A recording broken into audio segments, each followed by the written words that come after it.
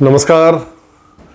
देशातील सगळी एकूण परिस्थिती लक्षात घेऊन अखेर काँग्रेस पक्षाने काल नरेंद्र मोदी आणि अमित शहांच्या विरोधामध्ये एल्गार पुकारलाच. ज्या पद्धतीनं या दोघांनी म्हणजे नरेंद्र मोदी आणि अमित शहांनी आपल्या स्वायत्त म्हणवल्या जाणाऱ्या सगळ्या केंद्रीय संस्था ताब्यामध्ये घेतल्यात, ज्या पद्धतीनं त्या सगळ्या संस्थांची स्वायत्तता संपवून त्यांना आपल्या स्वतःच्या राजकीय स्वार्थासाठी त्यांनी गैरवापर चालवलेला आहे आणि त्यातही विशेषतः निवडणूक आयोगाला तर नरेंद्र मोदी आणि अमित शहांनी खुलेआम आपला एक लाचार चाकर बनवून टाकलेला आहे. ते सगळं आता पूर्णपणे उघड झाल्यानंतर त्यांच्या विरोधात असा एल्गार पुकारण्याशिवाय अन्य पर्याय सुद्धा शिल्लक राहिलेला नव्हता. दिल्लीच्या ऐतिहासिक रामलीला मैदानामध्ये काल मल्लिकार्जुन खरगे, राहुल गांधी, प्रियंका गांधी, गौरव गोगाई, सचिन पायलट आदी काँग्रेसच्या सगळ्या शीर्षस्थ नेत्यांनी हा निकराचा लढा आता सुरू झाल्याचं घोषित केलेलं आहे. काँग्रेस पक्षाचे विद्यमान अध्यक्ष आणि राज्यसभेमधले नेते मल्लिकार्जुन खरगे यांच्या मुलाचं काल मोठं मेजर ऑपरेशन होतं बेंगलोरमध्ये. परंतु सुरू असलेलं संसदेचं अधिवेशन आणि ही ओट चोर गद्दी छोड रॅली सोडून जाणं मला पटलं नाही आणि म्हणून मी मुलाच्या ऑपरेशनच्यासाठी तिकडे गेलेलो नाही असं जेव्हा खरगे म्हणाले तेव्हा मंचावरचे सगळे भावनाविवश झाले होते नेते. आणि त्याचप्रमाणे 83 वर्षांच्या खरगेंच्या या पक्षनिष्ठेला सलाम करत राहुल गांधींसह सोनिया गांधींसह सगळ्यांनी उभं राहून त्यांना मानवंदना सुद्धा दिली. मेरा बेटे का 8 घंटे का ऑपरेशन था परसों. तब मैंने सोचा अरे 8 घंटे का ऑपरेशन है. मेरी पत्नी मुझे फोन की, मेरी बेटी डॉक्टर है उसने किया, घर के 3-4 लोग फोन किए कि ये बड़ा ऑपरेशन है आपको आना चाहिए. तो मैंने उनको बोला ठीक है ठीक है. फिर आखिरी में सोचा अरे इस देश के लिए बॉर्डर पे जाके ये जवान मरता है अपने मातृभूमि के लिए और देश के हित में इंदिरा गांधी जी कुर्बान दी, राजीव गांधी जी कुर्बान दिए और सोनिया गांधी जी सब कुछ त्याग की और मैं अपने बेटे के लिए जाऊं और ये पार्लियामेंट छोड़ के और यहाँ पर जो वोट चोरी का इतना बड़ा जो जुलूस है या बहुत बड़ी लड़ाई है, इस लड़ाई के छोड़ को मैं नहीं जाऊंगा. जैसा कि सरहद पे जवान लड़ता है, जैसा कि हमारे सोनिया गांधी जी लड़े हैं, जैसा कि हमारे राहुल गांधी पैदल चल रहे हैं. अरे मेरा एक बेटा को अगर कुछ भी हुआ ठीक है, लेकिन देश के 140 करोड़ लोगों को बचाना है, इसलिए मैं रहूंगा. इसीलिए मैं यहां पर आज हाजिर हूं और लड़ाई में हमेशा पीछे नहीं हटना. महाराष्ट्रासह सुस्त झालेल्या देशभरातील काँग्रेस पक्षाच्या नेते कार्यकर्त्यांनी खरगेंच्या या वयातील जिद्दीकडे पाहून, संघर्ष करण्याची त्यांची ही सगळी तयारी पाहून, त्यांची प्रखर पक्षनिष्ठा पाहून सुस्ती सोडून आता संघ आणि मोदी शहांच्या विरोधात लढण्यासाठी तयार व्हायला हवं. पक्षाच्या अध्यक्षांनी, पक्षाच्या शीर्षस्थ नेत्यांनी अजून काय केलं म्हणजे या सगळ्या नेत्या कार्यकर्त्यांमध्ये चैतन्य निर्माण होणार आहे. प्रियंका गांधी यांनी काल अगदी थेटपणे मुख्य निवडणूक आयुक्तांची नावं घेऊन या निकराच्या लढ्याचं रणशिंग फुंकलंय. देशाचं संविधान आणि लोकशाही धोक्यात आणणाऱ्या या आपल्या निवडणूक आयुक्तांची नावं लक्षात ठेवा असं थेट विधान काल प्रियंका गांधींनी केलं, जे अगदी पूर्णपणे योग्यच होतं. या आधीचा तो आपला निवडणूक आयुक्त कोणतो सतत फालतू शायरी वगैरे पत्रकार परिषदेमध्ये करत असायचा राजीव कुमार, त्याच्यापेक्षा हा आत्ताचा ज्ञानेश कुमार प्रचंड वर्तानच निघालाय. तुमचं सगळं ऐकायला मी तयार आहे, तुम्ही सांगाल त्या पद्धतीने मतदार याद्या तयार करून द्यायला मी तयार आहे. तुम्ही सांगाल त्या राज्यांमधली तुम्ही सांगाल ती आणि सांगाल तितकी नावं मतदार याद्यांमधून मी रद्द करायला तयार आहे. सांगाल तितकी नवीन नावं ॲड करायला मी तयार आहे. तुमच्या कोणत्याही वक्तव्यांकडं मी लक्ष देणार नाही. तुम्ही आचारसंहितेचा भंग केल्याच्या कोणत्याही तक्रारीकडे आम्ही पूर्णपणे दुर्लक्ष करू. पूर्णपणे तुमच्या सोयीनुसार मतदानाच्या तारखा ठरवू. विरोधकांच्या सगळ्या आक्षेपांना आम्ही फाट्यावर मारू, पूर्ण इग्नोर करू, सगळं करू. परंतु उद्या आमच्या विरोधात कोणी कोर्टात गेलं आणि आमच्यावरील आरोप खरे ठरले आणि आम्हाला जर जेलमध्ये जाण्याची पाळी आली तर मग काय, आम्ही काय करायचं? बहुधा अशाच प्रकारचा प्रश्न या ज्ञानेश कुमारने नरेंद्र मोदी आणि अमित शहांपुढे मांडला असणार. आणि मग मोदी आणि शहांनी थेट कायद्यात बदल करून निवडणूक आयुक्तांनी सेवा काळामध्ये केलेल्या कोणत्याही बाबींसंदर्भात त्यांच्यावर कोणत्याही कोर्टामध्ये खटला भरता येणार नाही, खटला दाखल करता येणार नाही अशी तरतूदच करून टाकली. म्हणजे पहा, आता निवडणूक आयुक्तांनी आपल्या निवडणूक प्रणालीमध्ये कितीही सावळा गोंधळ घातला तरी त्या विरोधात कुणालाही कुठेही कोणत्याही न्यायालयात कोणत्याही प्रकारची तक्रार दाखल करता येणार नाही, जाब विचारता येणार नाही अशी तरतूदच करून टाकली. नरेंद्र मोदी आणि अमित शहांना हवा तसा नंगा नाच घालायला, लोकशाहीची पूर्ण विटंबना करायला निवडणूक आयुक्त आता पूर्णपणे मोकळे झालेले आहेत.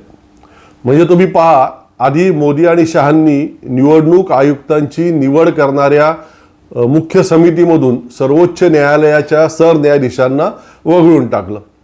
देशाचे पंतप्रधान, देशाचे गृहमंत्री आणि विरोधी पक्षनेते असे तिघेच त्या समितीमध्ये ठेवले. म्हणजे नरेंद्र मोदी, अमित शहा आणि राहुल गांधी. आता त्या समितीमध्ये राहुल गांधींच्या विरोधाला काय अर्थ असणार आहे सांगा? लोकसभेमध्ये त्यांनी त्याचाच उल्लेख केला. त्यानंतर मग सीसी कॅमेरा फुटेज 45 दिवसांमध्ये डिलीट करून टाकण्याची तरतूद करण्यात आली. मशीन रीडर मतदार यादी मिळणार नाही अशी भूमिका निवडणूक आयोगाने घेतली. बिहार निवडणुकीमध्ये घुसपैठी आहे म्हणून जो सगळा आरडाओरडा मोदी आणि शहांनी प्रचाराच्या दरम्यान केला, तर असे किती घुसपैठी मिळाले त्याचा आकडा निवडणूक आयोगानं शेवटपर्यंत दिलाच नाही. तिथे 65 लाख मतदार का वगळले? महाराष्ट्रामध्ये 49 लाख मतदार अचानक कसे वाढले 4 महिन्यात? हरियाणामध्ये 11 लाख मतदार दुबार कसे? परदेशी नागरिक भारताचे मतदार कसे? एकच मतदार 21 ठिकाणी मतदान कसा काय करू शकतो? बिहारमध्ये मतदार घेऊन जाण्यासाठी Bharatiya Janata party special 4 train अन्य राज्यांमधून कशा काय अरेंज करू शकते? आचारसंहिता लागू झाल्यानंतर सुद्धा त्या बिहारच्या महिलांना 10,000 हजार रुपयांचं वाटप सुरू होतं.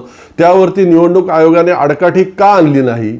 या आणि अशा प्रकारच्या कोणत्याही प्रश्नांना निवडणूक आयोगाने अजिबात उत्तर दिलेलं नाही. आता त्यांच्या विरोधात कोर्टात सुद्धा जाता येणार नाही आणि ते स्वतः निवडणूक आयुक्त तर पूर्णपणे विकले गेलेत किंवा लाचार झालेले आहेत, गुलाम झालेले आहेत मोदी शहांचे.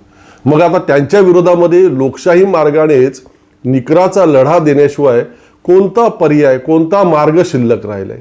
कोणताही नाही. आणि म्हणूनच तोच मार्ग आता राहुल गांधींनी, प्रियंका गांधींनी अनुसरल्याचं दिसतंय. ये जानते हैं कि आज के दिन जनता इनसे नाराज है. देखिए हिले हुए लगते हैं. संसद में मैं देखती हूं आत्मविश्वास घट गया है. आंखों में आंख मिलाकर नहीं देख पाते. सामने से गुजरते हैं तो यूं आंख झुका देते हैं. आत्मविश्वास कम हो गया है, घट गया है.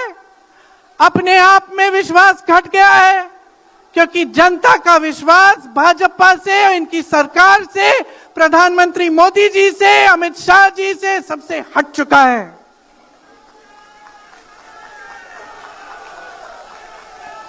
आज इनको चुनाव आयोग की जरूरत है.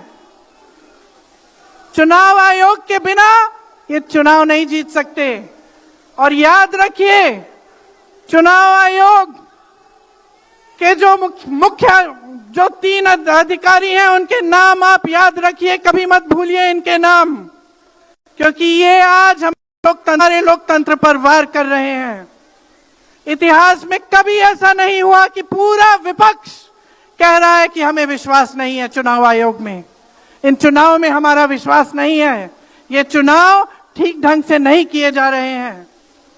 चुनाव की घोषणा से लेकर वोटर लिस्ट, आचार संहिता, प्रचार, मतदान, मतगणना, ईवीएम और नतीजे से तक हर कदम को, हर चीज को संदिग्ध बना दिया है इन्होंने। इनके साथ साथ सारी संस्थाएं इनके सामने झुक गई हैं, सरकार के सामने झुक गई हैं, इनको झुकाया गया है। ज्ञानेश कुमार, सुखबीर सिंह सांधू, विवेक जोशी, ये देश इन तीन नामों को नहीं भूलेगा। ये चाहे कितने भी बड़े बड़े ये कितने भी इंतजाम कर लें इन लोगों को बचाने के लिए, एक दिन इन्हें इस देश को जवाब देना पड़ेगा कि किस तरह से इन्होंने हमारे वोटों का अधिकार हमसे छीनने की कोशिश की। काँग्रेस पक्षाच्या महाराष्ट्रासह देशभरातील नेते कार्यकर्त्यांनी आता या लढ्यामध्ये आपल्या या शीर्षस्थ नेत्यांना ताकदीने साथ द्यायला हवी। ही लढाई अजिबात सोपी नाहीये। लक्षात घ्या, आपल्या संसदेचं अधिवेशन सुरू आहे सध्या आणि अशा परिस्थितीमध्ये पंतप्रधान नरेंद्र मोदी आज परदेश दौऱ्यावरती निघून गेलेले आहेत 3 दिवसांसाठी आणि असं करण्याची त्यांची ही पहिलीच वेळ नाहीये। यापूर्वी सुद्धा आपल्या संसदेची अधिवेशनं सुरू असताना नरेंद्र मोदी अशाच प्रकारे परदेश दौऱ्यावरती निघून गेलेले आहेत। यातूनच त्यांची लोकशाहीवरती आणि संविधानावरती किती निष्ठा, किती श्रद्धा आहे ते आपल्या सगळ्यांच्या लक्षात येतं। आता ज्या 3 देशांमध्ये ते गेलेले आहेत त्यापैकी काही ठिकाणी अदानींना काहीतरी मोठं कॉन्ट्रॅक्ट ऊर्जा क्षेत्रातलं किंवा अन्य कुठलं तरी मिळाल्याचं पुढच्या काही काळांमध्ये उघड होईलच। कारण नरेंद्र मोदींचे बहुसंख्य परदेश दौरे मागच्या काही वर्षांमधले हे त्यासाठीच प्रामुख्याने असतात। उघड झालेलं आहे ते। सगळी थट्टा मांडलेली आहे या लोकांनी सगळ्या देशाची आपल्या, आणि म्हणूनच राहुल गांधींचा संताप, त्यांची अस्वस्थता अगदी योग्य आहे।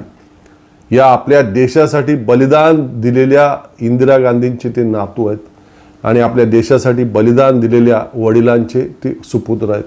देशभक्ती आणि देशप्रेम त्यांच्या रक्तामध्ये आहे, वारसात मिळालेलं आहे त्यांना ते। आपने देखा अमित शाह को, हाथ देखा अमित शाह का, हाथ देखा कांपते हुए ऐसे देखा। क्यों आज क्यों कांप रहा था मैं बताता हूं। क्योंकि ये बहादुर जब ही है जब इनके हाथ में सत्ता है। जैसे ही इनके साथ से सत्ता निकलेगी आप देखना इनकी बहादुरी कहां जाएगी।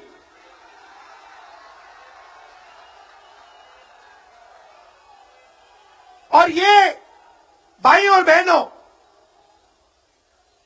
ये 2-3 अरबपतियों के लिए काम करते हैं।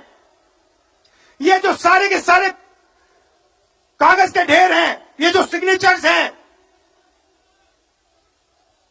ये कहां से आए? ये देश की जनता से आए। देश के कोने कोने में नारा चला है, वोट चोर, वोट चोर। तो ये देश की सच्चाई है। ये 6 साल का बच्चा, 90 साल का बुजुर्ग, ये सब जानते हैं कि नरेंद्र मोदी, अमित शाह वोट चोरी करके चुनाव जीतते हैं। मगर शायद टाइम लगे, देखिए शायद टाइम लगे, मगर हिंदुस्तान में सत्य की जीत होने वाली है। और अमित शाह जी, मोदी जी, जितने भी आपको भाषण देने हैं आप दे दीजिए। अंत में इस देश में सत्य की जीत होती है। महात्मा गांधी ने हमें रास्ता दिखाया था, उस रास्ते पर हम चलते हैं और सत्य से आपको निकालेंगे। नफरत से नहीं, हिंसा से नहीं, सत्य और अहिंसा के साथ हम नरेंद्र मोदी और अमित शाह को हरा के दिखाएंगे। हा आपला देश, त्यातील सुजान नागरिक हे सगळं पाहतायत। प्रचंड अस्वस्थ आहेत लोक सध्या। काँग्रेस पक्षाच्या नेत्यांनी कार्यकर्त्यांनी नरेंद्र मोदी अमित शहांच्या या सगळ्या दमनशाही विरोधात लोकशाही मार्गानेच रस्त्यावरती उतरायला सुरुवात केल्यास सुजाण देशवासियांचा त्यांना नक्की प्रतिसाद मिळेल याची खात्री आहे, विश्वास आहे. छोट्या छोट्या रॅल्या सुरू व्हायला हव्यात. गाव पातळीवर तालुका पातळीवरती छोटे छोटे मेळावे सुरू व्हायला हवेत. लोकांची संवाद व्हायला हवा आहे. आता लोकांना व्यक्त करायला मंच मिळायला हवा. हे काँग्रेस पक्षालाच शक्य आहे, दुसरं कोणताही पक्ष ते करू शकणार नाही. कारण त्यासाठी आवश्यक असणारी ताकद सुद्धा दुसऱ्या कुठल्या पक्षामध्ये आता उरलेली नाही आहे. महाराष्ट्राचा आपल्या जर विचार केला तर विधानसभेमध्ये छळ कपटामुळे गैर पद्धतीच्या सगळ्या अंमलबजावणीमुळे काँग्रेस पक्षाची ताकद कृत्रिमपणे कमी झालेली असली तरी गावागावात आजही काँग्रेसी विचारधारेला मानणाऱ्या लोकांची संख्या प्रचंड मोठी आहे. भारतीय जनतापेक्षा कैक पटीने अधिक आहे. आजही पक्ष संघटनेने या सगळ्या लोकांपर्यंत पोहोचण्याचा प्रयत्न प्रामाणिकपणे करायला हवा आहे. मात्र महाराष्ट्र काँग्रेसचे प्रदेशाध्यक्ष हर्षवर्धन सपकाळ आदर्श नीतिमूल्य पाळणारे आणि त्यासाठी आग्रही असणारे आहेत. परंतु पक्षातील निरुपयोगी खोडांना बाजूला सारून संस्थानिकीय सरंजामदारीय स्वभावाच्या नेत्यांना व्यसन घालून नवीन ताज्या दमाची फळी निर्माण करण्याचं काम त्यांच्याकडून हव्या त्या वेगानं आणि हव्या त्या जोमानं होताना दिसत नाहीये. ते प्राधान्यानं व्हायला हवंय. काँग्रेस पक्षाचा अध्यक्ष निष्कलंक आहे, तत्वनिष्ठ आहे, हे सगळं ठीकच आहे, चांगलंच आहे. परंतु त्यांनी पक्षामध्ये जोम आणि चैतन्य देखील निर्माण करायला हवंय.